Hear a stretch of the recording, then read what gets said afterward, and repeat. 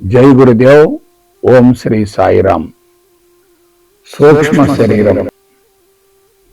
దివ్యాత్మ స్వరూపులారా, మానవ జీవితంలో మనసు అనేది కీలక పాత్ర పోషిస్తుంది. మనసు లేకుండా మనిషికి మనుగడ లేదు. మనసే మనిషిని ముందుకు నడిపిస్తుంది. మనసుని గురించి సంపూర్ణంగా అవగాహన కలిగితేనే మనిషి జీవిత పరమార్థాన్ని నెరవేర్చుకోగలుగుతాడు.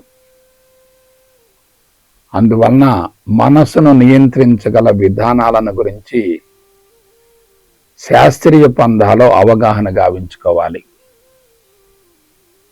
అయితే మనసు కన్నా మేధస్సు ఇంకా కీలకమైంది. దానినే సూక్ష్మ శరీరం, జీవుడు, అంతఃకరణాలని కూడా అంటారు. సూక్ష్మ శరీరం ద్వారా స్థూల శరీరం తయారవుతుంది. సూక్ష్మ శరీరం అందరి లోపాలను, బలహీనతలను సరిచేయగలిగితే స్థూల శరీరం జీవితాంతం ఆరోగ్యంగా ఉంటుంది. అందుకు భిన్నంగా సూక్ష్మ శరీరాన్ని విస్మరించి స్థూల శరీరానికి ఎటువంటి చికిత్సలను అందించినా ఉపయోగం ఉండదు. ప్రస్తుతం అందరూ స్థూల శరీరాన్ని గురించి ఆలోచిస్తున్నారు కానీ సూక్ష్మ శరీరాన్ని గురించి ఆలోచించడం లేదు. దానిని పూర్తిగా విస్మరిస్తున్నారు. ఆ విధానం వలన తాత్కాలికంగా ఉపశమనం కలుగుతుంది తప్ప శాశ్వత ప్రయోజనం చేకూరదు. అందువలన మనం మన దృష్టిని సూక్ష్మ శరీరం పైన కేంద్రీకరించాలి. ఆత్మస్థితికి చేరి సూక్ష్మ శరీరాన్ని సమూలంగా శుద్ధి గావించడమే సమూల శాశ్వత పరిష్కారం అవుతుంది.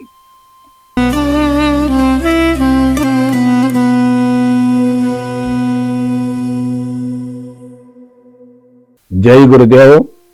ఓం శ్రీ సాయిరామ్. ఆధ్యాత్మిక చికిత్స.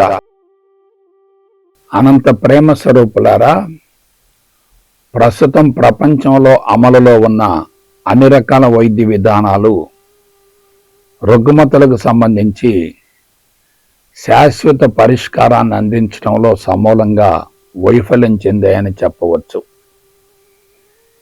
ఎందుకంటే అవన్నీ కేవలం స్థూల శరీరానికే చికిత్సను అందిస్తున్నాయి తప్ప సూక్ష్మ శరీరాన్ని గురించి ఆలోచించడం లేదు.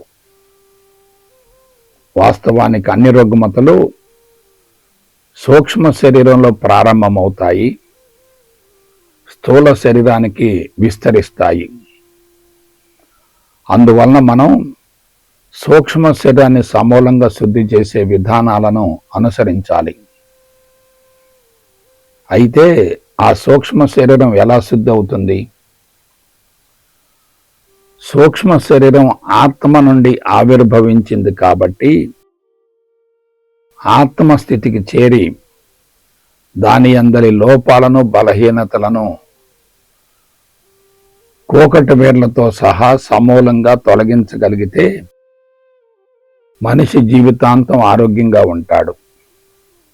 దానినే ఆధ్యాత్మిక చికిత్స, స్పిరిచువల్ థెరపీ అంటారు. ఆధ్యాత్మిక చరిత్రలో ఇంతవరకు ఎవరూ ఈ అంశాన్ని గురించి ప్రస్తావించలేదు. మొట్టమొదటిసారిగా ధ్యాన మండలి ఈ విధానాన్ని వెలుగులోనికి తెచ్చింది. దీని ద్వారా మనిషి యొక్క మూల నిర్మాణాన్ని మార్చవచ్చు, జీనుల స్వభావాన్ని సరిచేయవచ్చు.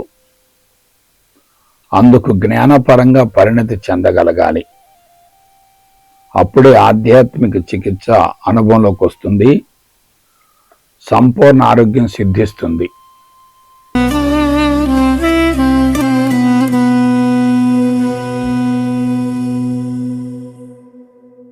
జై గురుదేవ్. ఓం శ్రీ సాయిరామ్. మేధస్సు. ప్రేమాత్మ స్వరూపులారా, మానవ జీవితంలో, జీవన విధానంలో మేధస్సు అనేది కీలక పాత్ర పోషిస్తుంది. ఇది సంక్లిష్టంగా ఉంటుంది, కంటికి కనిపించదు. మన వాడుక భాషలో ఉపయోగించే మనసు అనేది మేధస్సులో ఒక భాగమే. మనసు, బుద్ధి, చిత్తం, అహంకారాలు ఈ 4 కలిస్తేనే మేధస్సు అవుతుంది. కంటికి కనిపించని మేధస్సు కంటికి కనిపించే స్థూల శరీరాన్ని నియంత్రిస్తుంది. ఈ మేధస్సు అనేది కపాలంలో ఇమిడి ఉన్న మెదడుతో అనుసంధానమై ఉంటుంది. మేధస్సు మెదడునందు జీవిత సమాచారాన్ని భద్రపరుస్తుంది. ఆ సమాచారపు స్వభావాన్ని బట్టే మెదడు పనిచేస్తుంది. చెడు సమాచారం ఎక్కువగా ఉంటే మెదడు నందలి సున్నితమైన నాడీ కణజాలం దెబ్బతింటుంది. తత్ఫలితంగా శరీర అవయవాలు సమర్థవంతంగా పనిచేయవు.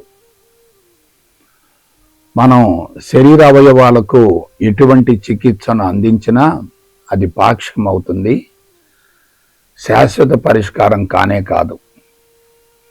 ప్రస్తుతం అందరూ స్థూల శరీరానికి చికిత్సను అందిస్తున్నారు తప్ప మేధస్సును గురించి ఆలోచించడం లేదు. అందువలన రుగ్మతలు తాత్కాలికంగా ఉపశమనం పొందుతున్నాయి తప్ప శాశ్వత నివారణ కనిపించడం లేదు. అలాగాక మేధస్సు మీద దృష్టిని కేంద్రీకరించగలిగితే మనిషి జీవితాంతం ఆరోగ్యంగా ఉంటాడు.